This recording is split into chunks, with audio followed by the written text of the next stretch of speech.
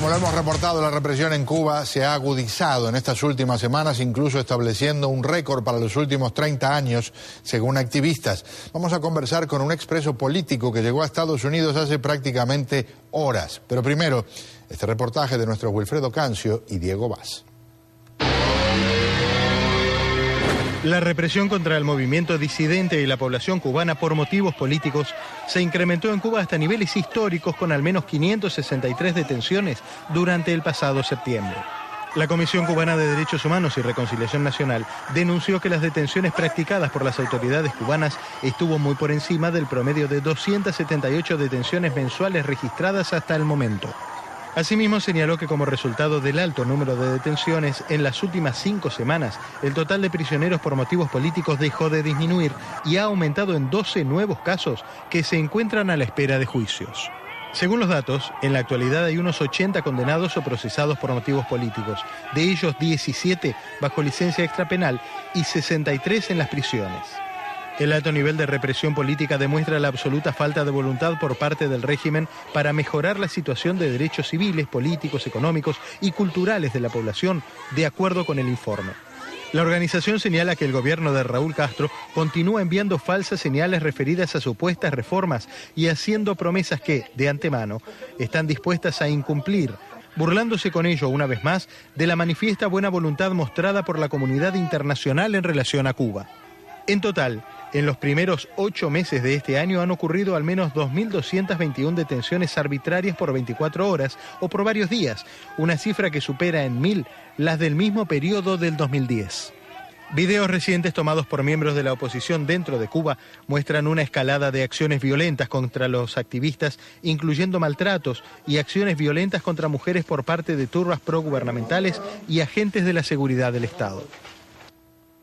Un panorama siniestro, y las cosas no solo no mejoran, sino que, como se reporta en las últimas semanas, se han empeorado. Le digo bienvenido a Luis Enrique Ferrer, muchas gracias por acompañarnos. Muchas gracias a ustedes por invitarme a este programa. El señor Ferrer fue condenado a 28 años de prisión por la dictadura, pero fue liberado en noviembre del 2010, después incluso de haber pasado una etapa con muchos problemas de salud, ¿verdad? Muchos problemas de salud y mucha represión por mi posición vertical de no acogerme a ningún régimen carcelario cubano. Al ser prisionero de conciencia no tenía por qué comportarme como un réu común.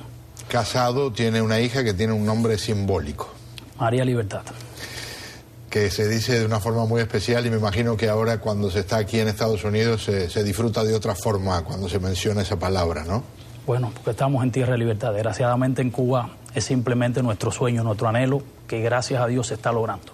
Su interpretación de un régimen que dio la sensación que estaba mostrando como una endija en la puerta, negocia con la Iglesia Católica, lleva a la liberación de los integrantes del grupo de los 75, y entonces por otro lado va incrementando la represión, golpeando mujeres, haciendo estas cosas contra manifestaciones pacíficas. ¿Cómo la ve? Bueno, sencillamente la represión no es más que el fruto de la desesperación que tiene el régimen. El régimen se ve acorralado, ve que el pueblo le ha perdido el miedo, que mujeres y hombres valientes están tomando las calles en diferentes partes del territorio nacional, y entonces teme que el pueblo también se le una porque sabe el descontento que reina dentro del pueblo.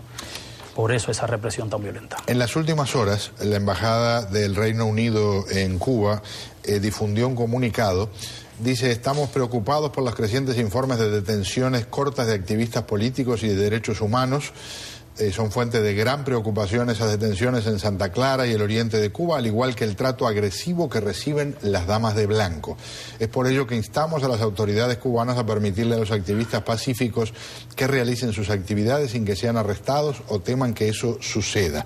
En general, las embajadas que no sea la sección de intereses de Estados Unidos mantienen un perfil, vamos a decir, discreto, pero la embajada británica está dando la cara. Cuando estaban allá, y por lo que sabe en los últimos tiempos, ¿se ve un poco más de movimiento diplomático para ayudar a la causa de la libertad? Bueno, ahora me sorprende que la embajada británica haya tomado esta iniciativa, y bueno, lo que puedo hacer es alentar a las demás embajadas europeas que tomen la misma posición. Es decir, basta ya de permitir que una dictadura en medio de América, la única dictadura que hay aquí en el medio de las Américas, siga reprimiendo a su pueblo, y que los gobiernos democráticos de América y de Europa lo permitan y ni siquiera protesten por ello. ¿A qué atribuye que tantos países europeos o mínimo se hagan los distraídos con lo que pasa con la represión en Cuba? Simplemente a los intereses comerciales, a los intereses, las inversiones, las grandes inversiones que tienen muchos países europeos dentro de Cuba, especialmente España. Sé que recién ha llegado aquí, pero ya lleva un tiempo fuera de Cuba. ¿Qué le ha llamado más la atención de cómo ve la gente las cosas en Cuba desde afuera? Bueno, lo que más me llama la atención, empezando por una parte, es que aquí me siento casi en Cuba, pero como si fuera una Cuba libre. Todavía no me siento en Estados Unidos. Y en España no me sentía en Cuba, pero bueno, al estar en un país libre podía sentir algo, una sensación diferente a la que sentimos los cubanos. Los cubanos estamos constantemente perseguidos, y más lo que pertenecemos a la oposición pacífica. En un país libre no tienes esa sensación, es algo muy diferente. Usted sigue dando la batalla aquí, su hermano la está dando todavía en Cuba. Exactamente, no solamente mi hermano José Daniel Ferrer, también otros hermanos que en estos momentos están trabajando en tratar de lograr la unidad de la oposición para ver cómo se le pone fin a ese régimen totalitario. Vamos a establecer un contacto que tuvimos hace un rato en Cuba con Elizardo Sánchez Santa Cruz, que difundió un informe con algunos datos escalofriantes de lo que ha pasado en las últimas semanas en la isla. En 30 años no había llegado el gobierno a un nivel tan alto de represión política, como le están llamando algunos, de bajo perfil o de baja intensidad, consistente en detenciones por menos de un día, por varios días o por varias semanas, sin excluir una docena de casos que han quedado en prisión y que el gobierno parece llevarle a un proceso judicial, lo cual le va a convertir automáticamente en nuevos prisioneros políticos, con lo cual va a revertir la tendencia que ha habido en el último año a la disminución del total de tales prisioneros. El pueblo cubano se mantiene en general en silencio, expresa su descontento de mil maneras, pero la vanguardia para expresar ese descontento es el pacífico movimiento disidente interno, o sea, la resistencia interna. De diversas maneras lo ha estado haciendo, y el gobierno ha estado respondiendo con represión, porque el gobierno de Cuba está bien informado respecto de la realidad nacional y sabe que el descontento es creciente y que una iniciativa de la oposición en cualquier provincia del país pudiera generar una situación que les obligue a ellos a reprimir de manera aún más brutal. Allí estaba Elizardo Sánchez Santa Cruz hablando desde La Habana con nosotros. Quería puntualizar, el hermano de nuestro invitado, a quien mencionábamos recién, José Daniel Ferrer García, hoy precisamente difundieron un comunicado, una declaración de unidad firmada entre otros por el mismo Ferrer, por Óscar Elías Bisset, por Guido Ziegler, por Librado Linares y por Guillermo Fariñas. Hace poquito hubo una firma también de un documento en el que participaron más disidentes. Muchos de aquí se preguntan qué tan estrecha es la unidad, o, como ocurre muchas veces entre nosotros los latinos, aunque haya una idea común, cada uno tiene una forma de ver cómo llevarla a la práctica y terminamos no muy amigos entre nosotros. Bueno, eso es lo que más perjudica desgraciadamente a la oposición en los últimos años. Hay cerca de 500,000 de grupos opositores dentro de Cuba. Todos tienen los mismos méritos porque todos se enfrentan a una tiranía asesina, pero se necesita lograr la unidad. ¿Qué sucede hasta ahora? Que muchas veces esa unidad no se ha logrado porque no se han tocado los puntos que se necesita tocar. Creo que en estos momentos ya hay varios grupos que están trabajando, es decir, que están tratando de lograr los puntos que se necesitan, es decir, que cada cual pueda poner sobre la mesa lo que cree y puedan unirlo y llevarlo en consenso, y de ahí tener una iniciativa de lucha de forma común en toda la nación. Obviamente están de acuerdo en que no quieren el régimen que gobierna Cuba. ¿En qué están de acuerdo, por lo que sabe usted, de la forma de llevar eso a la práctica? Ahí suceden la mayoría de las divisiones en cuanto a una postura un poco más moderada, otra más radical. No estamos hablando radical de forma violenta, sino radical dentro de la lucha pacífica no violenta. Es decir, unos tratan de hacerlo mediante algunos proyectos, otros tomando las calles y cosas así, pero que eso no impide que se logre la unidad. ¿Por qué no lo impide? Simplemente porque todos los grupos pueden trabajar en conjunto, cada cual con su proyecto, pero al mismo tiempo unando esfuerzos para ponerle fin al gobierno dictatorial de los hermanos Castro. ¿Qué sucede? Lo que no podemos tratar es de competir entre nosotros.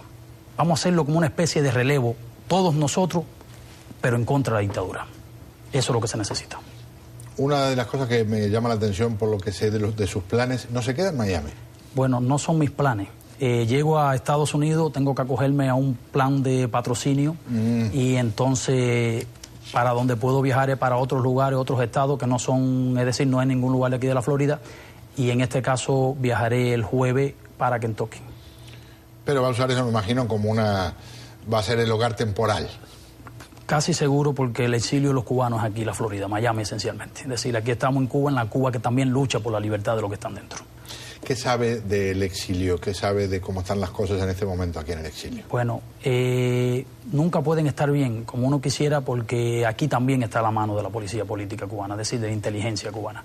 Y siempre hay sus algunas situaciones y cosas que no son la más adecuada para la lucha nuestra. Pero sí hay muchos grupos exiliados que llevan muchos años dándolo todo porque aquello cambie en Cuba, apoyando a los que están dentro de Cuba, y como mismo están tratando de lograr la unidad allí dentro de Cuba. Creo que es hora de que aquí fuera también se logre una unidad, y esa unidad se canalice en el apoyo y la solidaridad a los que están dentro. Señor Luis Enrique Ferrer, mi respeto, mi deseo de que le vaya súper bien y mucha felicidad para su familia también. Muchas gracias. Ha sido un placer compartir con usted en este programa.